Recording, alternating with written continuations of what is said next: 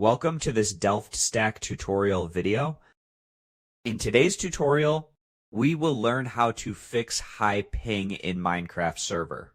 High ping usually happens because of slow internet, distant server, background download, or heavy network usage on your connection. First, restart your router and reconnect your device to the internet. This can refresh your connection and reduce temporary lag issue. Next, close any download, stream, or background app using your network because they can increase latency while playing Minecraft.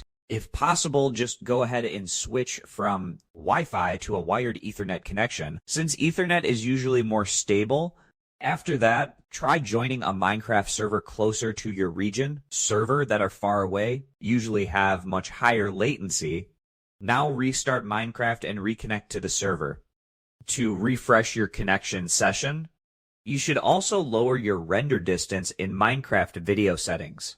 Just click on the options, and here scroll down, and here go to video settings, and here scroll down, and just go ahead and reduce the render distance, just like so, because high render distance can increase lag and network load.